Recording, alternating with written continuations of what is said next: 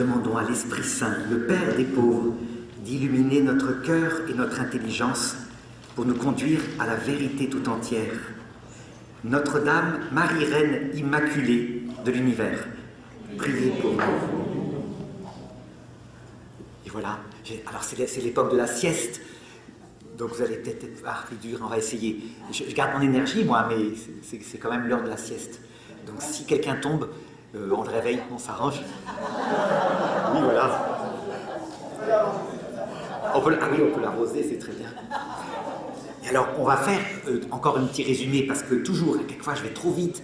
Donc, vous vous rappelez, si je résume ce qu'on a dit, la fin du monde, ou plutôt, oui, le retour du Christ, c'est la fin du monde, se réalise de 3 façons. L'heure de la mort, la fin de chaque génération, on n'a pas tout à fait terminé la génération de mai 68, et la fin des fins qu'aura lieu à la fin, justement. La dernière génération qui viendra sur Terre, qu'on va peut-être commencer maintenant. Mais en ce qui concerne la génération mai 68, vous voyez, cette génération qui a tout envoyé balader, bébé, eau du bain, religion, tout, patrie, etc.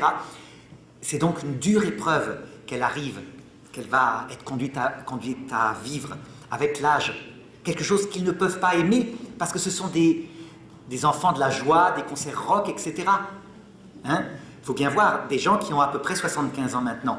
Donc, nous qui sommes peu nombreux, n'ayant plus de prêtres, il va falloir qu'on essaye d'accompagner cette douleur dans les hôpitaux, dans les endroits où, très proprement, avec une hygiène formidable, il y aura une grande misère spirituelle. Et sans doute que l'Esprit Saint va se cacher, mais vous voyez, pas par méchanceté, vraiment, pour sauver, mais parce qu'ils sont sauvés par l'épreuve qu'ils expérimentent. Ils expérimentent jusqu'au bout le calice de l'orgueil qu'ils ont eu à 20 ans. Ces jeunes qui pourtant se comprenaient, puisque je vous ai dit, ils réagissaient aux 2 guerres mondiales. C'est la même épreuve, pour après enfin avoir le retour du Christ, l'accueil de la lumière. L'inquiétude qu'on peut avoir, à votre avis, est-ce qu'on peut avoir une inquiétude pour le salut de certaines personnes de cette génération?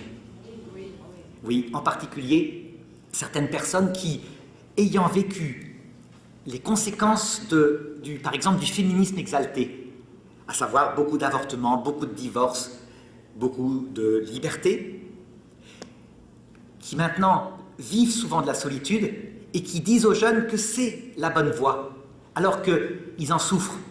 Par exemple, une histoire qu'on a eue en France, vous vous rappelez peut-être, c'était une femme qui a écrit un livre qui s'appelait Le monologue du vagin, ou un truc comme ça, une femme de 68, grande réalisatrice. Évidemment, elle a récolté à un moment donné les fruits. Les fruits, c'est quoi? Quand on change d'homme souvent, à un moment donné, on est plus belle et donc on récolte la solitude. Et étant très solitaire, elle décide de faire un film. Elle faisait beaucoup de films comme ça, et de faire venir un monsieur pour faire un film sur lui. Un grand escroc international qui s'appelait Christophe Rocancourt. Ça vous dit quelque chose, ce nom, hein? Donc connu pour ça, condamné, il avait escroqué des tas de gens. Et elle est en pleine douleur aussi, hein, mais elle le cache. Et voilà. Elle habite chez lui, et lui, il fait son numéro, comme quoi il veut lui emprunter juste 250 000 € parce qu'il en a besoin, mais il lui rend évidemment dans 1 mois.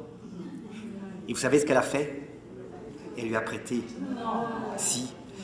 Et elle en a fait un AVC, elle est passée à la télévision, elle a porté plainte, etc. Bien sûr, elle n'a rien récupéré, évidemment.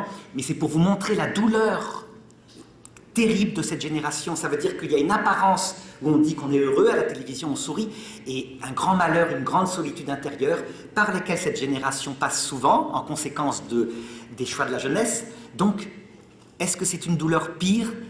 C'est une douleur très grande. On peut dire que l'antichristianisme de cette génération a été puissant, hein, une sorte d'humanisme sans Dieu, mais qui est sauvable. Le Christ a des armes, vous voyez, il n'abandonne pas. Sachant qu'après ce temps de douleur, la lumière qu'apparaît à l'heure de la mort, et s'il faut, il y a un temps éventuellement de prison, s'il faut, dans le Sheol, pourquoi pas, il prendra les moyens.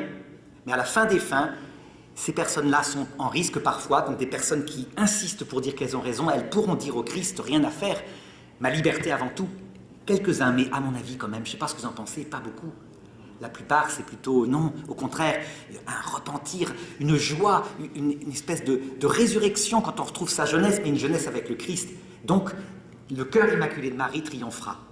Voilà, pour ce qui est de la fin des générations. Sur cette fin des générations, ça va? Est-ce que c'est bien clair? Vous avez vu comme c'est compliqué, hein, pour moi. C'est des trucs terribles, style Dieu veut-il la croix? Non, il la veut à titre de moyen, mais il la veut quand même, voyez bien, pour nous sauver. Des tas de choses. Pas facile cette théologie. En tout cas, ça va à peu près? C'est cohérent? Bon. Alors, dernier sens de la fin du monde, la fin des fins. Le seul sens auquel nous tous, parce qu'on est comme ça, on est passionnés, avons tout le temps pensé au cours de l'histoire de l'Église. C'est incroyable, mais c'est comme ça. Les deux premiers sens ne nous intéressent pas. Et à chaque fois, vous verrez, vous remarquerez, c'est la fin des fins qui nous intéresse. C'est pour ça que je vous dis, cette théologie qu'on va voir maintenant est dangereuse. Toutes les sectes apocalyptiques, c'est cette théologie-là.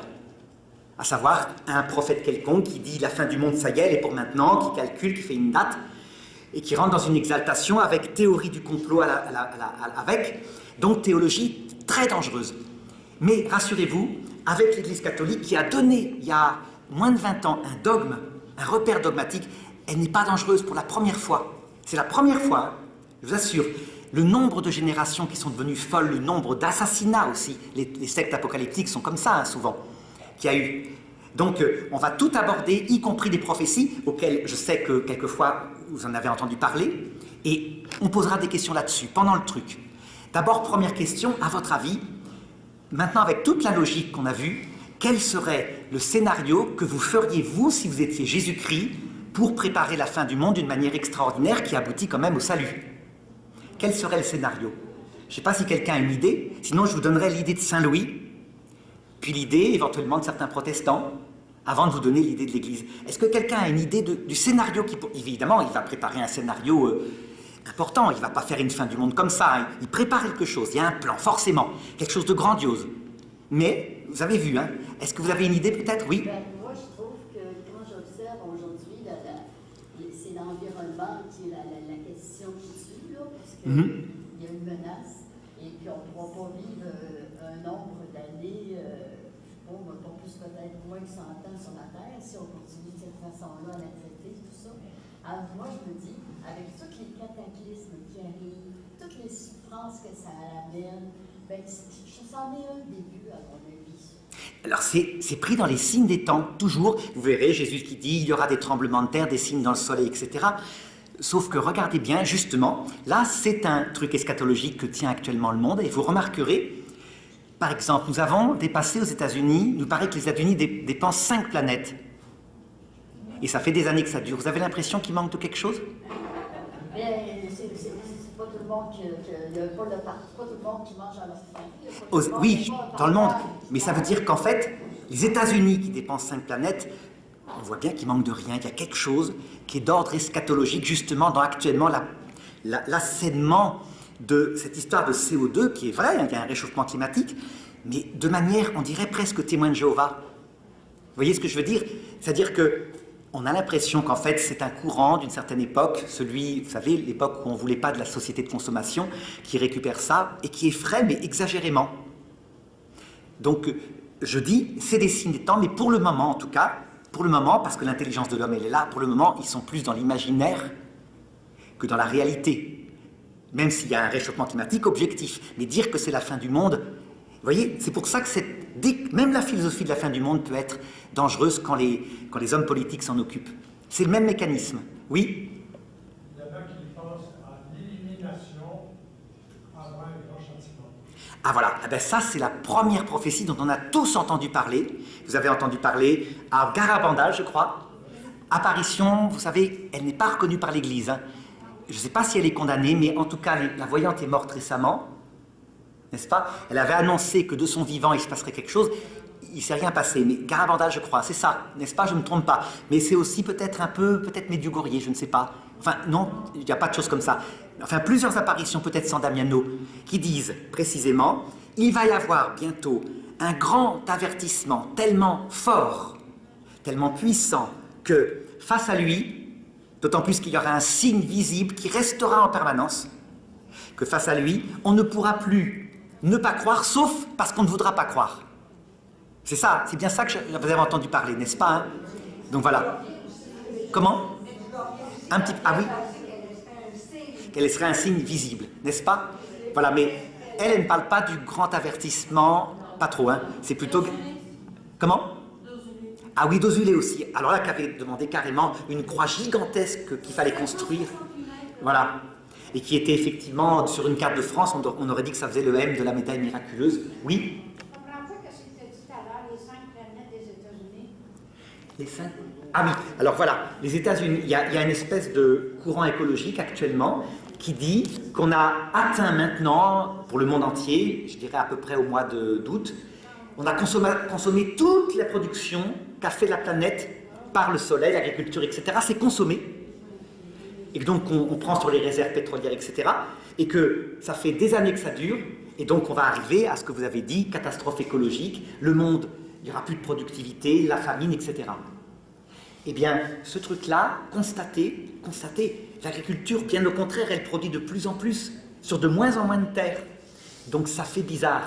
On dirait que c'est un discours eschatologique pour obtenir une réforme de la société. Donc très bien, il faut de l'écologie, Pape François l'a dit.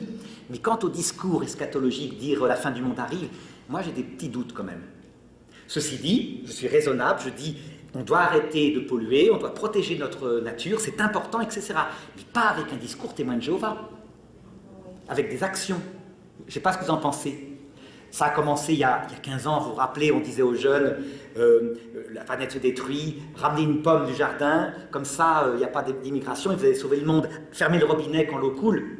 Ce qui est idiot, puisqu'ici, il y en a plein d'eau. On ne va pas l'envoyer en Afrique, l'eau. Donc, si l'eau coule, on paye, c'est tout. Mais elle retourne à la rivière. Il y a plein de choses comme ça bizarres. Et donc, c'est pour ça que je vous disais, le discours eschatologique, même quand il est politique, de ce type-là, est dangereux. Il vaut mieux la raison que des frayeurs où on pousse les gens, si bien que les gens, d'ailleurs, on leur dit tellement que c'est la fin du monde, c'est fichu, que du coup, ils ne font plus d'efforts, après tout, puisque c'est fichu. C'est pas fichu, hein. Oui? Je crois que la question de madame, c'était le principe du 5 planètes. Donc, les États-Unis auraient consommé l'équivalent de la production de 5 planètes chaque année. Donc, la production agricole de 5 planètes est consommée par le gaspillage des États-Unis à lui tout seul. Et la Chine, qui est beaucoup plus peuplée, lui, consommerait une planète et demie. Mais il y a un truc qui ne va pas dans les calculs, là. Ça veut dire qu'il n'y a plus rien, il n'y a plus d'herbe, il n'y a plus de lapin, il n'y a plus de bien. Tout est mangé. Donc, bref, gardez l'esprit critique. Hein. Mais ça, c'est de la politique. Bon. Alors, vous voyez, premier scénario, il y a celui-là. Je vous donne le scénario de Saint-Louis. Le scénario de Saint-Louis, il dit « Nous allons prêcher l'Évangile au monde entier, et en particulier en France, aux Juifs, parce que la France est entièrement catholique, hein, il reste les Juifs, nous allons leur prêcher l'Évangile, sans les forcer, mais leur prêcher l'Évangile, donc ils seront tenus d'observer une prédication par an, une seule par an, pour entendre parler du Christ. Et lorsque les Juifs auront accepté le Christ, puisque c'est la dernière prophétie faite par Jésus, alors le Christ reviendra dans sa gloire. Et en même temps, dans cette pensée eschatologique, il fait des croisades, il y va courageusement, plusieurs fois, contre l'avis de sa mère. Et vous savez ce qui lui est arrivé, hein? L'échec absolu, total de ces croisades et la mort misérable de la dysenterie devant les portes de Tunis. Donc vous voyez, son scénario était un scénario de construction d'un monde chrétien, et alors le Christ allait revenir. Et c'est un scénario qui lui a valu canonisation, non pas parce qu'il est vrai, mais parce qu'il était sorti de son amour et d'une lecture de l'Écriture. Qu'est-ce que vous en pensez du scénario de Saint-Louis par rapport à tout ce qu'on a dit? Oui? Dysenterie, c'est-à-dire qu'il a attrapé une maladie. Vous savez, les soldats, l'armée, ils avaient des latrines au milieu, ils buvaient l'eau en même temps, ils sont tombés malades. Ils faisaient le siège de Tunis, il a attrapé ça, il s'est vidé comme... Enfin, ça a été abominable, une grande souffrance, des maux de ventre, des diarrhées, et il est mort. Et on a ramené son corps. Et c'est Saint-Louis, c'est-à-dire que vraiment, la canonisation est infaillible. Vous savez que l'Église engage son infaillibilité dans les dogmes, mais aussi dans les canonisations. Donc c'est un saint. Donc, même si c'est peut-être faux au niveau théologique, c'est par amour. Héroïque, jusqu'au bout. Et il a été honnête. Donc, à votre avis, est-ce que ça serait le meilleur scénario, par exemple, la conversion du monde? Vous en pensez quoi? Oui? Moi, je crois que l'Église va s'en mourir complètement et l'islamisme va se répandre partout sur la terre. Alors, sauf que je vous dirais, il y a quelque chose d'étonnant par rapport à l'islam. C'est que l'islam annonce, d'une manière bizarre, hein, Mohamed, c'est une religion de conquête, je vous ai dit, c'est-à-dire qu'ils sont certains qu'un jour ils vont conquérir le monde et que l'islam deviendra la religion du monde. Sauf que, un jour, paraît-il, lui tombent des hadiths, c'est-à-dire des paroles, enfin, qu'il n'aimait pas dans le Coran, mais ça lui tombe comme ça de Dieu, et il n'aimait pas. Et du coup, quand il en entendait comme ça, il se signait, pas avec le signe de croix, mais avec un signe comme ça pour chasser le diable. Et ces hadiths disent exactement ce que vous venez de dire, que l'islam va être attaqué à la fin du monde par un terrible antéchrist appelé, donc je les ai là, il y a 10 prophéties. Donc le premier signe, le soleil se lèvera à l'ouest. Donc certains le prennent au sens matériel, mais ça veut dire qu'il faudrait que la terre change de sens. Et d'autres disent non, c'est spirituel, la puissance sera à l'Occident. Puis à un moment donné, un antichrist, mais précédé par quelqu'un qui entraînera l'islam dans une grande... Des Arabes d'ailleurs, il dit Mohammed, des Arabes pervers qui entraîneront l'islam dans une grande guerre. Et alors viendra l'antichrist, et les gens apostasieront en masse, quitteront l'islam au point que celui qui observait un commandement au début de l'islam, celui qui observait tous les commandements de l'islam au début, sera moins fervent que celui qui en observera un seul vers la fin du monde. L'antichrist mettra à mort l'islam, qui disparaîtra, puis Dieu le ressuscitera. Donc il y a une espèce de prophétie qui est bizarre, qui ne correspond pas à Mohammed, exactement celle que vous avez dite. Sauf que l'islam, c'est pas lui qui vint, il se proclame lui-même victime, comme le fameux Ismaël qui a été immolé par son père Abraham, vous vous rappelez? C'est Ismaël pour les musulmans qui a été immolé, hein. Il a été sauvé, mais enfin vous comprenez. Donc vous voyez, c'est bizarre. Alors voilà, on en est là. Oui, vous avez un autre? Moi, je suis peut-être digne un peu des scénarios dans les deux, mais quand je parle de scénario, là, je suis venue ici pour être éclairée, remarquez bien. Oui. C'est que je pense que quand Dieu va frapper, il va frapper fort, il va frapper comme il a toujours frappé, à coup d'amour. Et le plus grand amour, quand tu as frappé, ben, c'est quand il nous a envoyé son fils. Là, il nous envoie sa mère. Alors, c'est où vient notre inquiétude? Là, ça me fait tomber 5 nuits. Je ne veux pas m'astiner avec lui, il est seul. Mais je ne sais pas, je sens... Donc votre scénario, c'est qu'il enverrait son fils, donc le Verbe, et sa mère sur terre. C'est à coup d'amour qu'il va frapper. Voilà. Et c'est frappé par l'amour. Ben, ça, vous devez savoir qu'à la fin des fins, c'est ce qui se passe. C'est-à-dire que le retour du Christ dans sa gloire est annoncé pour la fin des fins. Mais il faut savoir avant ce qui prépare ce scénario-là. Et vous voyez, on a plusieurs scénarios comme ça. Et il en reste un, c'est celui des protestants.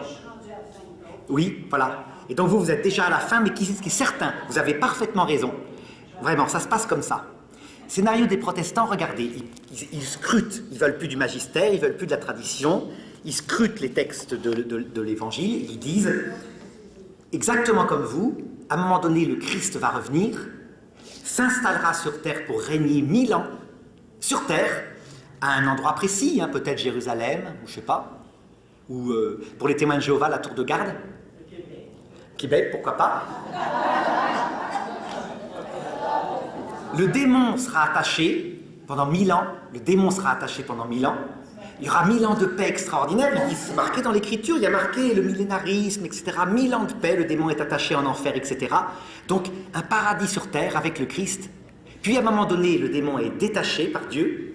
L'épreuve arrive, l'Antichrist vient, et le Christ revient dans sa gloire, cette fois définitivement, avec enlèvement de l'Église, etc. au ciel, tandis que les autres vont en enfer. Vous voyez, on ne s'en sort pas.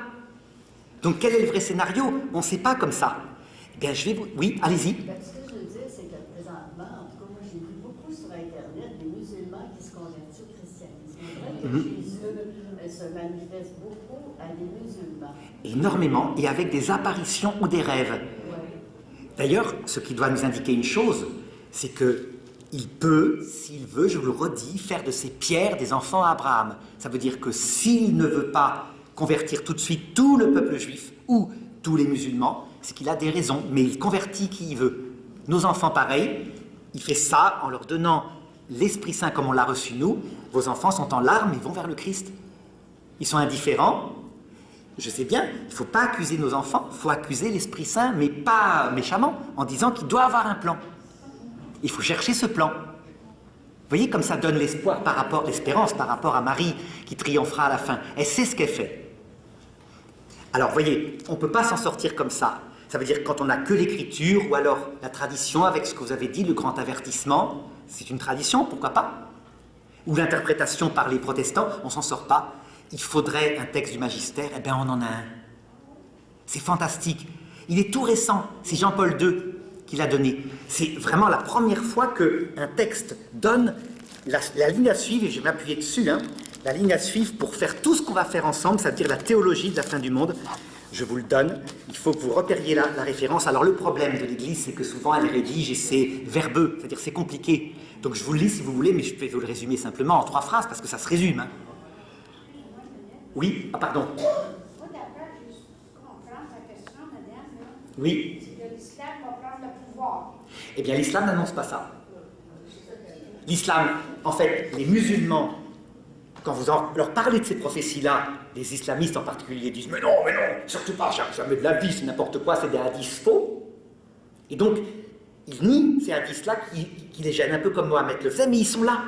Il y en a 10 signes, dont l'antichrist, l'apostasie totale de l'islam, etc. Vous voyez, ils ont cette prophétie-là, comme nous on l'a aussi.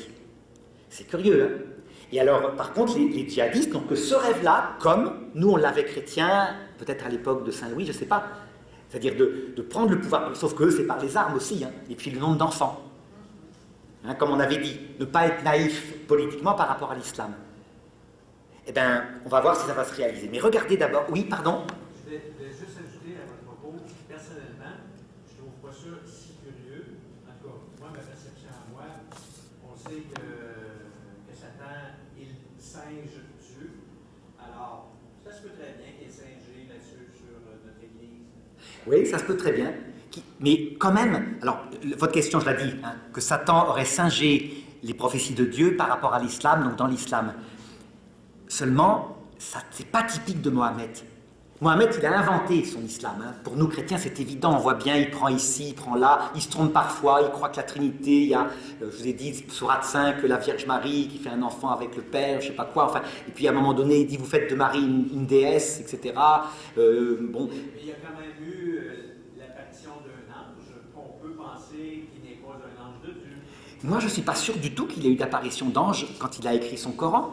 Vous voyez, il y a des choses quelquefois qui sont douteuses. Ah, tant pis si je dois choquer mes frères musulmans, mais quand à un moment donné, il autorise maximum 4 femmes, et puis que lui, il en a pas mal déjà, parce qu'il y a beaucoup de veuves, et il tombe sur une petite jeune fille qui est très jeune, hein, vous voyez ce que je veux dire, qui s'appelle Aïcha, et bien il y a une sourate qui tombe du ciel qui lui dit « Tu peux l'épouser parce qu'elle sera une excellente secrétaire, parce qu'elle a une grande mémoire. » Et le problème, c'est qu'elle a 6 ans.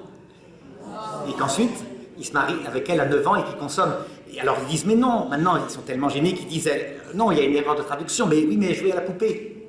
Et elle raconte donc on voit bien, il y a des sourates qui tombent de lui, je crois. Enfin, pour celui qui connaît un peu le travers de Mohammed. Et c'est pas du tout pour être méchant, parce qu'on a des prophètes de l'Ancien Testament qui sont pires. Comme je vous ai dit, Salomon, David, sauf qu'il s'est repenti, etc.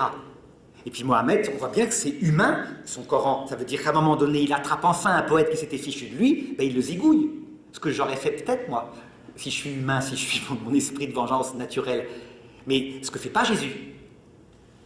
Donc, quand lui tombent des prophéties sur la fin de l'islam, vaincu par l'antéchrist, peut-être qu'il a recueilli ça dans le christianisme, mais c'est bizarre, il aurait pu l'évacuer, puisqu'il invente sa religion. Donc on se dit, ça vient pas de lui peut-être.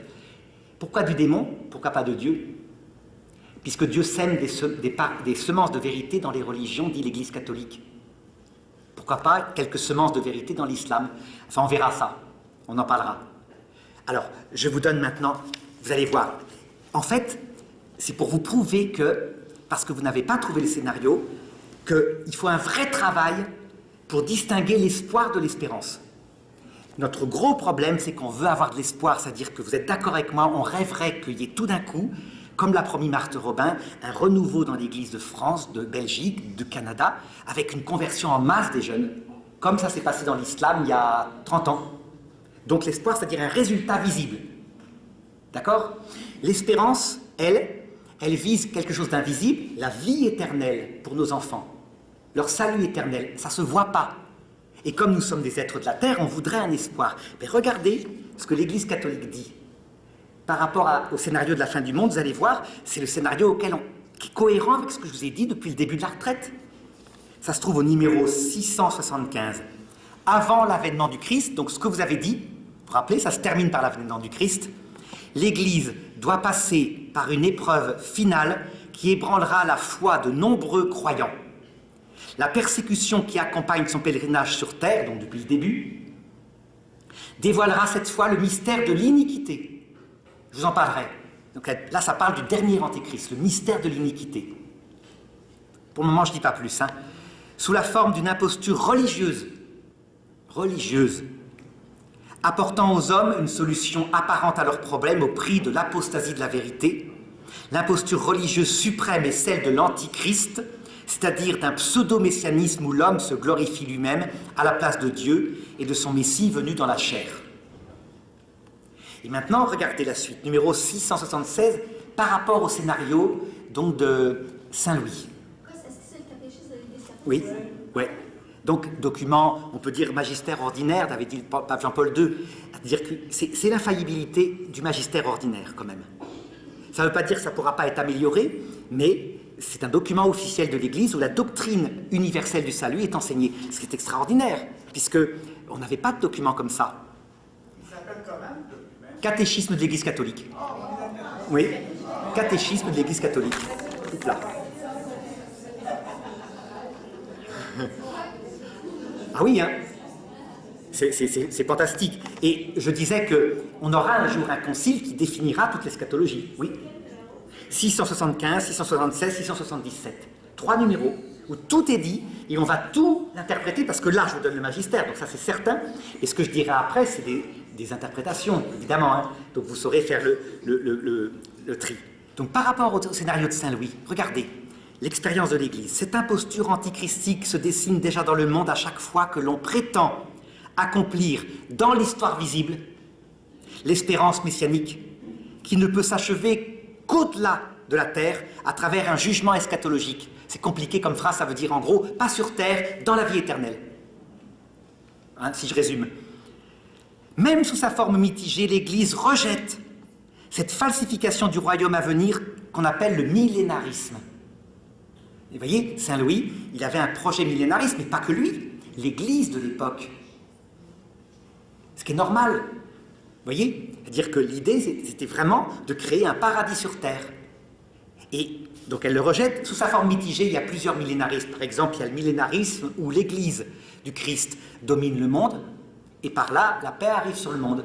Et puis un autre millénarisme qui dit carrément Jésus habite sur terre, il est visible à un endroit précis, et du coup la paix règne sur terre, les démons sont attachés. Rejeté par l'Église comme l'antéchrist. Ce truc-là s'appelle l'antéchrist. Donc Saint-Louis, vous dites mais il est saint, il n'a pas pu prêcher l'antéchrist. Mais non, ça n'a pas d'importance, c'était pas révélé encore, c'était pas donné. Donc il faisait comme il pouvait. La sainteté, c'est pas le fait de ne pas avoir d'erreur, hein, je vous disais. Donc si quelqu'un a été choqué aussi que je dise que saint Thomas d'Aquin avait des erreurs, non. Saint Thomas d'Aquin, il a plein de vérités extraordinaires, c'est le docteur commun. Et sur certains points, il peut avoir des erreurs. Hein. Ça peut arriver, c'est pas le magistère infaillible. Tandis que là, c'est défini. Alors, et le catéchisme est très dur, il continue. Surtout sous la forme politique d'un messianisme sécularisé. Donc, vous voyez, dès que c'est politique, créer un monde sur bas, ici terre, avec la notion politique et un peu une religion, c'est intrinsèquement pervers. Là, l'Église vise le communisme peut-être, hein, je pense, qui a été une réalisation. Alors, je vous explique pourquoi l'Église a eu cette avancée. Parce qu'en fait, après la Seconde Guerre mondiale, les théologiens sont mis à réfléchir sur l'histoire de l'Église. Et se sont rendus compte que, en fait, les 1000 ans de paix sur la terre, on les a eus.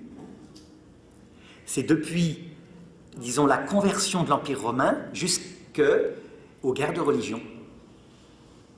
Et vous voyez ce que c'est que 1000 ans de paix? Donc, quand même, l'Église triomphante avec les papes qui peuvent excommunier les rois. Et qu'est-ce qui se passe? Pour maintenir cette paix, on exécute les gens qui viennent embêter, les hérétiques, etc. Vous voyez? Ça veut dire que l'Église s'est rendue compte qu'on n'y arrivait pas. Si on mettait sur terre une religion qui est puissante, qui est universelle, que tout le monde y croit, ça fait un totalitarisme. C'est-à-dire qu'en fait, on force les gens, parce qu'il y a toujours des gens qui se révoltent, qui ne veulent pas croire, etc. On les force, et donc ça ne peut pas exister sur terre, ce truc-là. La perfection d'une Église catholique ou protestante, comme on veut, qui serait puissante sur terre, s'appelle l'antéchrist, parce qu'on n'y arrive pas sans condamner à mort des gens qui sont dissidents. Il y en aura toujours sur terre. Voilà ce qu'a compris l'Église. Et donc, elle le rejette cette fois. Alors, je me rappelle, il y avait un monsieur qui me disait un jour, j'ai écrit un livre sur le millénarisme auquel croyait saint Irénée, Et moi, j'y sors ce texte-là. Ah, c'était terrible, parce que c'était un écroulement de son livre. Parce qu'avant ce texte-là, il y avait juste l'Église qui dit « le millénarisme n'est pas une théorie certaine ». Vous voyez, c'était assez souple. Là, maintenant, c'est carrément dénoncé comme l'antéchrist. Donc, c'est très, très grave. Et donc, renoncer à l'espérance millénarisme. Alors, par contre, les protestants, regardez-les, ben, eux, ils sont comme nous, on était il y a 1000 ans. Ils n'ont pas l'expérience, puisque leur Église est plus récente. Et donc, comme ils estiment que l'Église, de toute façon, est un antéchrist, ils rêvent du millénarisme. Ils n'y arriveront pas, c'est impossible. Vous saisissez, hein? C'est pas possible. On est comme ça. Si j'impose à tout le monde la foi absolue, vous verrez qu'au bout de je sais pas moi, 6 mois, quelqu'un va dire « j'en ai marre, je vais aller me balader en soirée ». Et c'est normal, puisque quand il y a trop de lois qui oppriment, on a besoin de liberté. Et quand il y a trop de liberté, on a besoin de règles. Donc on est comme ça, on est sur Terre. Alors, du coup, je peux continuer en disant, numéro 677, je vous le lis, « L'Église n'entrera dans la gloire du royaume qu'à travers cette ultime Pâque ». Le catéchisme prend le terme de Pâque. Pâque, c'est le terme qui est employé pour Jésus à la croix. Cette ultime Pâque où elle suivra son Seigneur dans sa mort et sa résurrection. Là, je crois que c'est pas la peine que je dise l'inverse, ça veut dire très concrètement, en une phrase, vous voyez comment on peut simplifier, que la vocation de l'Église est exactement ce que Monique avait dit l'autre jour. Rappelez-vous, Monique, quand elle disait l'Esprit Saint, tu avais dit ça, l'Esprit Saint conduisit Jésus. Ah, c'est toi qui l'avais dit ça. Au désert, l'Esprit Saint conduisit Jésus au désert pour qu'il soit tenté. L'Esprit Saint, le même Esprit Saint, va conduire l'Église au même chemin que son Jésus. Le même chemin, parce que c'est le même Esprit Saint, c'est donc un chemin de... Non, voilà. Toujours pareil, quoi. Toujours pareil. Tout est la même chose. Tout ce qui passe par la terre, y compris sa Sainte Église, elle n'entrera pas au ciel glorieuse.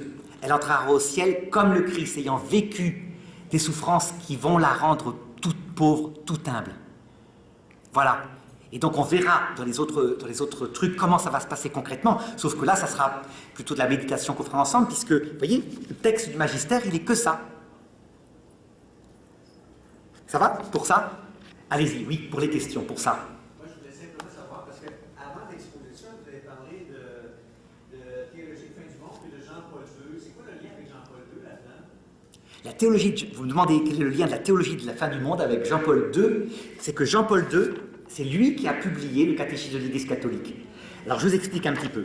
Il y avait aussi le cardinal Ratzinger qui travaillait, il y avait le cardinal Schönborn. Le cardinal Ratzinger, quand vous lisez ses livres, vous verrez, quand il écrit comme théologien, parfois il y a des théories bizarres, sur le péché originel en particulier, pas très orthodoxes.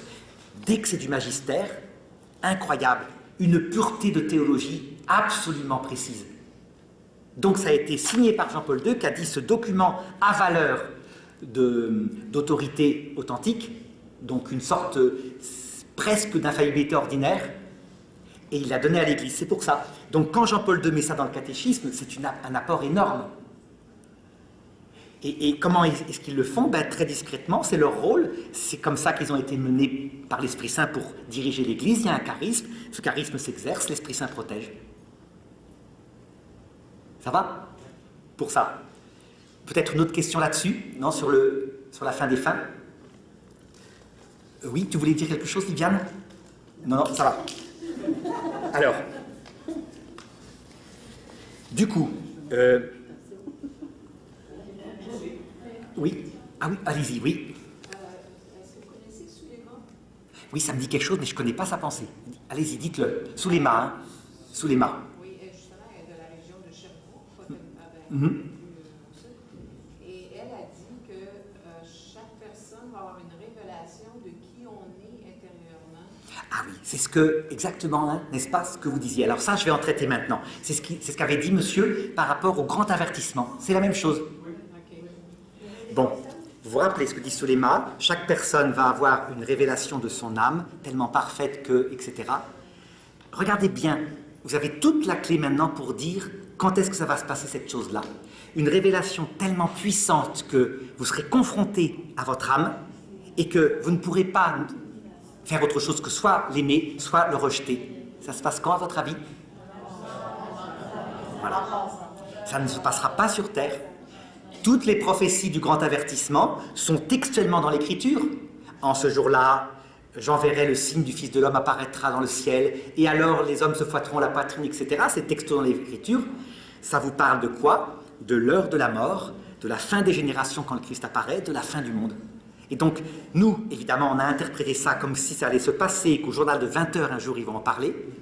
N'espérez pas. C'est pas la peine. C'est important, hein, vous voyez. Donc, ces prophéties sont peut-être vraies, mais avec la théologie de l'Église, sachant ce que vous savez maintenant, que c'est pas la sagesse du Christ sur terre, sauf à la fin, puisque, évidemment, il viendra vous chercher quand vous allez mourir dans 57 ans. N'est-ce pas?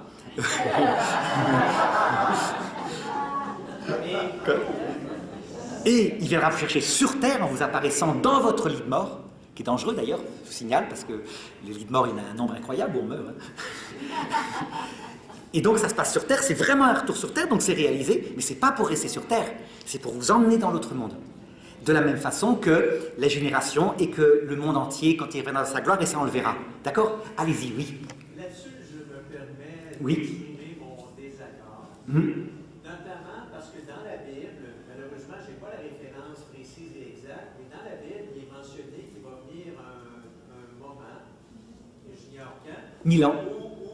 où Jésus va venir chercher des personnes vivantes, donc qui n'auront pas à passer à travers le passage de la mort pour vivre. Saint Paul, je vous donne le texte. Hein. Je vais vous dire un grand mystère. À ce fait-là, je me dis, c'est pas tout le monde qui va avoir ce passage de la mort pour vivre l'illumination des consciences. Alors, selon votre interprétation. Non, vous allez voir, tout est cohérent. Ce passage-là, c'est Saint Paul qui raconte la fin des fins, le retour du Christ. Donc à la fin des fins, cette fois. Je ne vous parle pas de la fin des générations, de la fin. À la fin des fins, la dernière génération de nos petits descendants qui seront là. Comment ils vont savoir, la dernière génération, ça va être la bonne foi? Je vous le dirai, il y aura des signes. Vous allez voir, ça va être demain. Demain.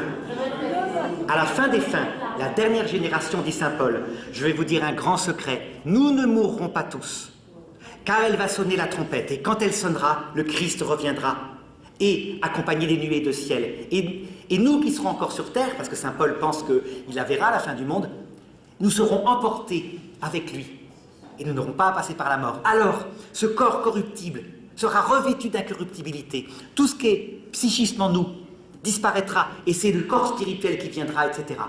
Ça va se réaliser comme ça. La dernière génération va vraiment voir revenir le Christ aux 20h, mais pas pour rester sur terre. Donc vous voyez, ils ne mourront pas. La kénose, ils l'auront acquis autrement, ne serait-ce que par ce que je vous raconterai sur le dernier antéchrist. Hein. Donc du coup, le texte, vous voyez, je ne l'ai pas trouvé, puisque mon ordinateur, je ne l'avais pas allumé quand j'étais tout à l'heure. Voilà, ça y est, j'ai la Bible ici. Ça va, ça résout, hein, vous voyez. Alors par contre, les protestants, eux, ils ont inventé une théorie comme quoi, à un moment donné, tout d'un coup, l'Esprit Saint et le Christ emmènent les chrétiens, donc tout d'un coup, par exemple, il manque 30 personnes dans la salle, elles ont disparu. Ils appellent ça le grand enlèvement. Et les autres restent sur terre. Et les protestants ont plein de théories comme ça. L'Église les a toutes condamnées. Toutes. Ça veut dire qu'en fait, par exemple, le millénarisme, c'est réel, mais c'est symbolique. Ça veut dire, pour les 3 sens, je vous donne le sens du millénarisme, quoique vous pouvez le trouver maintenant tout seul. Hein. Donc, 1000 ans de paix, où les démons seront attachés. Si vous l'appliquez au premier sens, ça veut dire à nous, individuellement. C'est quoi, à votre avis? 1000 ans de paix? Quelqu'un pourrait-il me le dire? Il faut vraiment apprendre à être autonome sur ces textes eschatologiques pour les interpréter. Je vous le donne, puis vous me donnerez pour d'autres. Ça veut dire que dans les plus grandes épreuves, style le Christ crucifié, mon Dieu, pourquoi m'as-tu abandonné, ou nous-mêmes dans la nuit de l'esprit, il reste un coin de paix, où nous savons qu'en fait, il est en train de travailler pour nous, quelque part. Ça demeure tout le temps quand on est avec le Christ. Est-ce que ça demeure tout le temps pour tout le monde? Là, vous démarrez avec l'expérience, vous constatez que non. Nos pauvres petits frères et sœurs qui connaissent des dépressions nerveuses, qui sont athées, qui croient qu'il n'y a rien, que la vie n'a pas de sens, parfois des personnes âgées, nos fameux 68ards, là, plus de 75 ans, qui font de la dépression, qui ne croient en rien, puis personne ne vient les voir, etc., n'ont qu'une seule envie, c'est d'éteindre la lumière pour plus souffrir. là, il n'y a pas de 1000 ans de paix. C'est une croix cruelle. Jésus disait, chargez-vous de ma croix, elle est légère. Chargez-vous de mon joug, il est facile à porter. Vous voyez pourquoi il est facile à porter? C'est le même qu'eux, hein. On va mourir comme eux, on peut perdre un enfant comme eux, mais on sait où on va. Et on a la présence du Christ. Voilà. Donc, on doit vraiment prier pour ceux qui passent par la croix du mauvais larron et la croix du bon larron, quoi. Tellement, on a une vie tellement facile en comparaison avec notre foi. Alors, je reprends. Ça va, il reste combien de temps? Tu me dis, hein. Il faut qu'on analyse. Donc, ce texte-là, ça veut donc dire que le même Esprit Saint conduit l'Église comme elle a conduit le Christ. Et donc, là, on peut développer en théologie en regardant ce qu'a vécu le Christ. Le Christ le dit lui-même. Le serviteur n'est pas plus grand que le maître. Les épreuves que j'ai vécues, vous les vivrez. D'accord? Et donc, il convient, pour être sûr de ça, de regarder, pour savoir où on en est rendu, quoi. Si la fin du monde est pour notre génération, de regarder la vie de l'Église et de la comparer à la vie du Christ. C'est-à-dire que les signes, les persécutions qu'a vécu le Christ vont apparaître d'une façon ou d'une autre dans l'Église. C'est ça qu'on peut se dire. Et donc, si je pouvais vous faire... d'abord, oui, je crois que la meilleure façon... Dis-moi combien de temps il reste exactement pour cette heure-là. 20 minutes. Ça va. Eh bien, la meilleure façon, je pense, pour se poser la question si on est vraiment à notre génération, comme le dit la Vierge à la fin du monde, c'est de regarder un signe particulier, très concret, très précis, extraordinaire, de type témoin de Jéhovah qui nous est donné par Dieu. Vous savez ce que c'est que ce signe-là? C'est extraordinaire, hein, c'est précis, c'est le peuple juif. C'est-à-dire que le peuple juif, c'est quelque chose d'incroyable, mais son histoire politique est signe des temps. Il n'a pas fait exprès, il n'en voulait pas, hein. Il a été choisi par Dieu, il n'est pas meilleur que les autres, c'est un petit peuple avec des qualités, des défauts, et il est, dans son histoire politique, une prophétie vivante. Dieu l'a voulu, un peu comme la vie de Jeanne d'Arc est une prophétie vivante aussi du combat spirituel. Je vais vous donner un exemple, on en a parlé l'autre jour. Vous vous rappelez l'histoire contestée des fantômes? J'ai du mal à vous dire qu'il y a des âmes errantes. Parce que c'est vrai, le terme fait un peu New Age, je ne sais pas quoi. Bon, il faut parler d'âmes en prison. Regardez, je vous l'avais raconté, cette histoire de l'exode du peuple juif qui sort d'Égypte. Donc il y a une histoire réelle, matérielle, sans doute même reconstituable, peut-être le volcan Santorin qui a explosé, qui fait cette colonne de fumée qu'ils voyaient, et puis cette mer qui s'est retirée, et puis qui est revenue et qui a noyé les Égyptiens. Et vous regardez cette histoire-là, donc elle est précise, elle dit, ils sont sortis d'Égypte, ils avaient du pain non levé pour la route, le viatique, ça me fait penser à ça.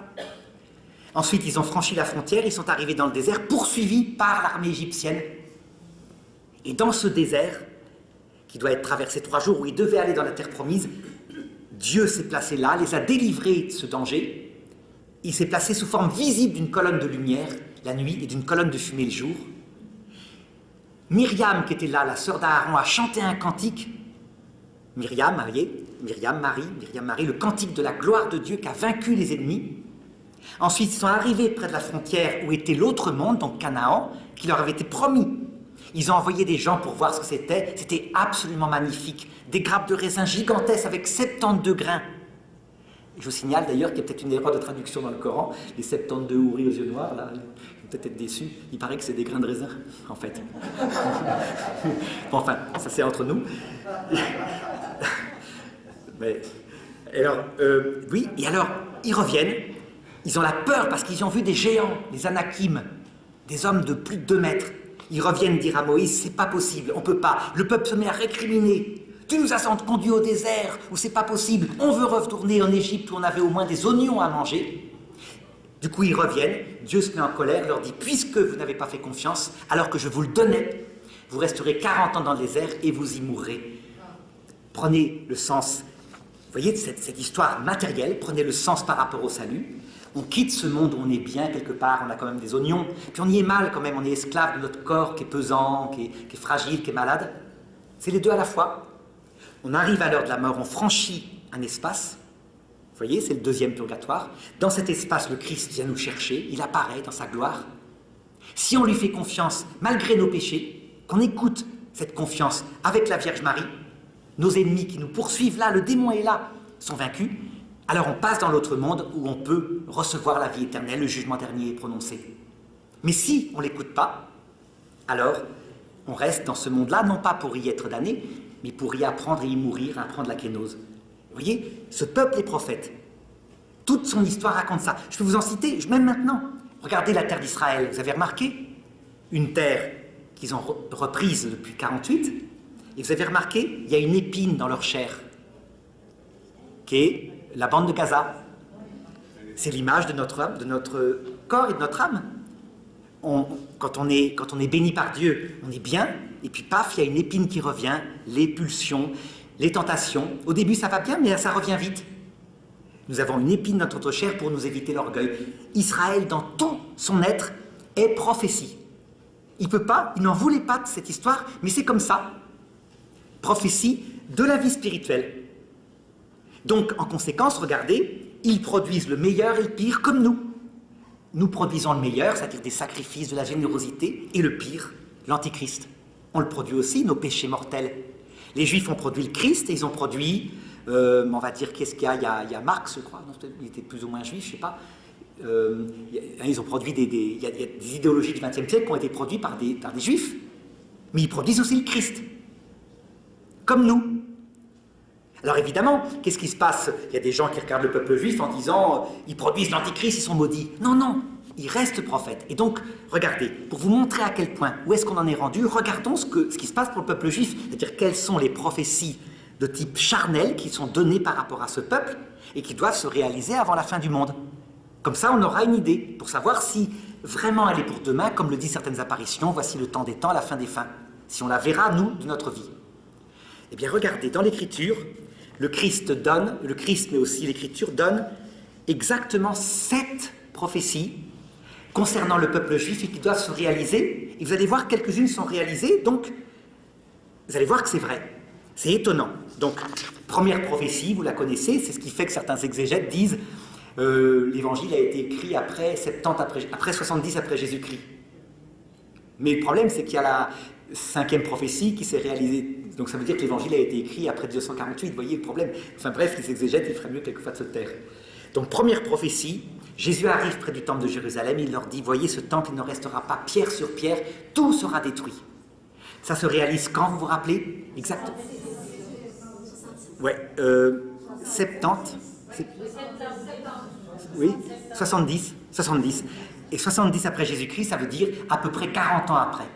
Ça les a profondément marqués. C'est quelque chose d'incroyable. Ce temple avait été construit magnifiquement. Il a été rasé de fond en comble par une grande guerre tenue par un futur empereur romain Vespasien, puis par son fils Titus. Il ne voulait pas détruire le temple. Et, une torche est partie, il a pris feu, complètement, il a brûlé. Et du coup, ils ont rasé les choses, il ne reste plus que les murs extérieurs, des murs importants qu'avait fait Hérode le Grand pour l'entourer de beauté. Donc, vous voyez, réalisez concrètement. Est-ce que vous pouvez me donner maintenant, puisque vous connaissez les choses, le sens spirituel de ce truc politique qu'ils ont vécu? Vous voyez, eux, ils le vivent politiquement. Mais c'est un sens spirituel. La destruction du temple signifie quoi, à votre avis? Voilà, premièrement, le Christ. Il parlait de son corps. Abattez ce temple, en 3 jours, je le réaliserai. Donc, premièrement, le Christ. Et aussi le culte que les Juifs offraient est terminé. Le culte que les Juifs offraient est terminé, ça le signifie, effectivement. Mais attention, tu vas voir qu'il y a d'autres prophéties étranges, on va en parler après. Ça signifie aussi notre propre corps. C'est-à-dire qu'il ne restera pas pierre sur pierre de vous dans 80 ans. Vous allez mourir dans 80 ans à peu près. Pas pierre sur pierre, sauf si le Christ revient entre-temps. Nous ne mourrons pas à ce moment-là. Ça signifie quoi encore? Chaque génération qui construit des choses, il reste quoi? Des vestiges qu'ils ont construits, des maisons, des églises, etc. Mais la génération a disparu. Il n'en reste pas pierre sur pierre, ils sont tous au tombeau. Ça signifie l'humanité entière, ça signifie l'Église, ça signifie Israël, tout ce qui passe sur terre, tout ce qui passe sur terre un jour meurt. Pour passer dans l'autre monde. Oui, allez-y. Quand vous parlez, maintenant, d'un sujet, souvent vous l'élaborez sur plusieurs facettes. Oui. La facette terrestre, la facette de l'âme, la facette... Toujours. Plein de sens. Plein de sens, ok. Oui. Tous ces sens sont valables. De même, la Vierge Marie, par exemple, vous savez, quand la dame qui apparaît dans l'Apocalypse, etc., c'est d'abord la Vierge Marie, parce qu'elle était l'équivalent de l'Église quand le Christ est mort sur la croix, mais c'est aussi l'Église, mais c'est aussi votre âme. Sauf que ça va être difficile de savoir où se situer dans un exemple. Tous ces sens-là sont valables. Tous. Tous sont valables, sans exception. Si quelqu'un vous dit « ça ne parle que de la Vierge Marie », il a tort, ça parle aussi de l'Église. Si quelqu'un dit que le temple, le symbole du temple détruit, c'est uniquement le Christ, il a tort. C'est tout ce qui passe sur terre. C'est exprès, c'est-à-dire ces sens symboliques sont multiples et exprès. Vous les prenez tous. Dès que vous trouvez quelque chose, vous ne vous trompez pas. Vous vous trompez uniquement quand vous dites c'est uniquement ce sens-là. Par exemple, les protestants disent c'est pas la Vierge Marie, c'est uniquement l'Église, la femme. Là, ils se trompent. Mais nous, on se tromperait si on disait c'est que la Vierge Marie. Vous voyez, c'est ça le problème du symbolisme. C'est une théologie qui s'appelle la théologie symbolique, qui montre que, exprès sous forme de symboles comme ça, il y a plein de sens. D'accord? Donc, par exemple, l'écharpe dans la chair, j'ai dit, on l'a nous-mêmes, mais c'est aussi l'Église, elle a une écharpe dans sa chair, c'est-à-dire des hommes pécheurs à l'intérieur d'elle-même, qui font ce qu'ils peuvent, etc., etc. Alors, première prophétie réalisée. Donc ça, c'est fait, 70 après Jésus-Christ. Deuxième prophétie, la déportation. C'est un texte qui dit ceci, c'est en Luc chapitre 21, verset 24, « Il y aura une grande détresse sur la terre et la colère contre ce peuple. Ils tomberont sous le tranchant du glaive et ils seront emmenés captifs dans toutes les nations. » C'est Jésus qui dit ça. Hein. Ça s'est réalisé, vous vous rappelez quand? Il y a une date précise quand c'est le peuple juif. Hein. 135 après Jésus-Christ. Empereur Adrien. Tout simplement parce que le peuple juif, après la guerre de 70, a continué à faire un peu les talibans, si vous voulez, c'est-à-dire à attaquer l'Empire romain, etc. Et à un moment donné, Adrien en a une marre. Il a dit « J'interdis cette terre. » D'ailleurs, je change le nom, elle s'appellera Palestine maintenant. Ils n'ont plus le droit d'y habiter. Le temple, ou la capitale, Jérusalem, s'appelle maintenant Hélio-Capitolina, la capitale du soleil, donc l'abomination de la désolation dans le temple saint. Et les Juifs s'en vont dans le monde entier, dans l'Empire. Les Juifs, 135 après Jésus-Christ. Les chrétiens avaient été avertis par Jésus, vous vous rappelez? Quand Jésus leur disait « Quand vous verrez l'abomination de la désolation dans le temple saint, fuyez, ne restez pas là, que votre fuite, priez pour qu'elle ne tombe pas un hiver, malheur aux femmes enceintes, etc. » Donc les chrétiens n'ont pas été touchés par cette histoire-là. Mais ça, c'était en 70. Oui, mais du coup, ils avaient fui la région. Donc, et là, c'est deuxième prophétie, 135 après Jésus-Christ. Dispersion de ce peuple. Donc, vous voyez, un sens absolument politique, réel. Ils ont été en Afrique du Nord, ça va donner les Juifs séfarades. Ils ont été dans l'Empire romain d'Occident, ça va devenir les Juifs askénazes. Et ce problème, c'est que Moïse l'avait déjà prophétisé. C'est-à-dire, c'est très ancien. Regardez, pour vous montrer à quel point les prophéties, il faut les regarder. C'est dans le Testament de Moïse, exactement qu'il dit ça. Donc, si vous n'êtes pas fidèles à la loi de Dieu, je vous déporterai dans toutes les nations. Yahvé suscitera contre toi une nation lointaine des extrémités de la terre. Elle sera comme l'aigle qui prend son essor et qui fondra sur toi. Comme l'aigle. Pour vous montrer à quel point c'est réaliste, 3 fois le peuple juif a été déporté dans son histoire. 3 fois il a perdu un tiers de ses membres. Et 3 fois, le peuple qui a fait ça avait le symbole de l'aigle. Nabuchodonosor, l'Empire romain, Adolf Hitler. Le peuple juif, c'est incroyable, c'est des prophéties, tac, tac, tac, précises. Et donc c'est fabuleux parce qu'on se croirait chez les témoins de Jéhovah, on a des dates, et donc on va regarder où on en est rendu. Alors simplement, par contre, là, il faut que vous me donniez le sens de cette déportation. Donc la déportation qu'ils ont connue, ils ont erré sur la terre, le juif errant, comme on disait, malheureux, avec le Moïse qui confirme en disant, regardez, c'est incroyable, on dirait presque ce que je vous ai dit tout à l'heure, c'est-à-dire hier, etc.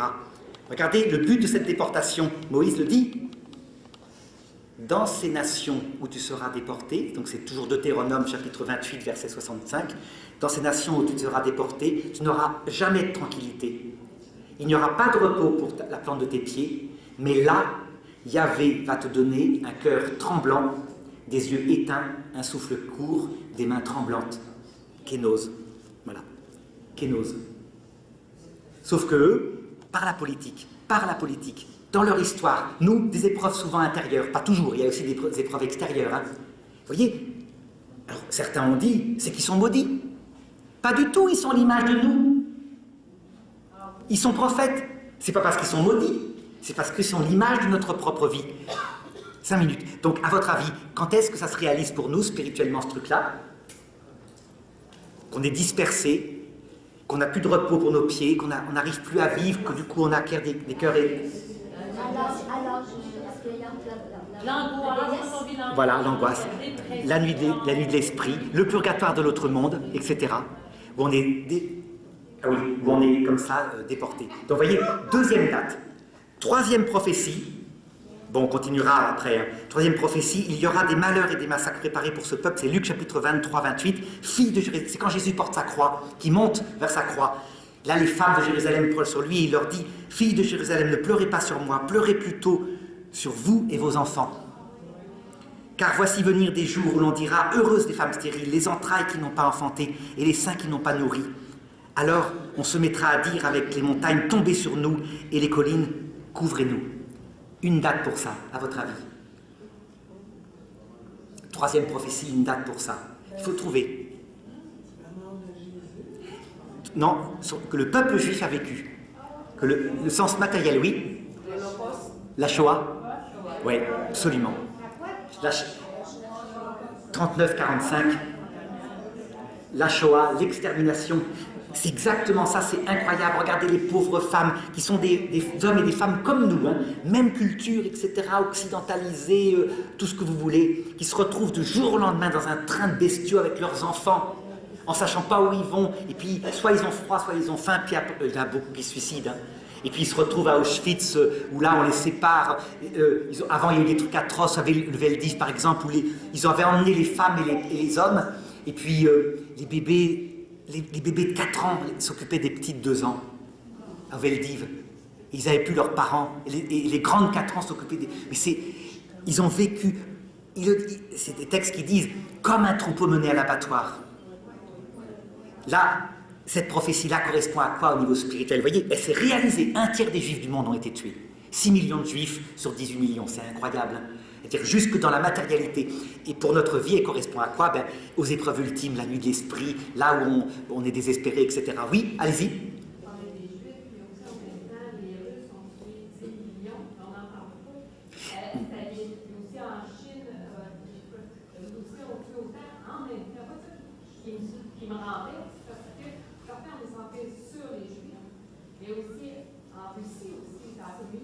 Non, en fait, si je centre... Alors, vous dites, il y a eu aussi les Russes qui ont perdu 10 millions, les Polonais 6 millions. En fait, pourquoi je centre sur les Juifs? Parce que Dieu en a fait, et c'est pour ça que ça nous marque dans notre tête, un peuple prophète. Ça veut dire que des peuples ont vécu pire, mais c'est eux qui marquent la psychologie de l'humanité parce que c'est Dieu qui le veut, comme prophète. Les Russes ont perdu 25 millions enfin, abominables. Avec...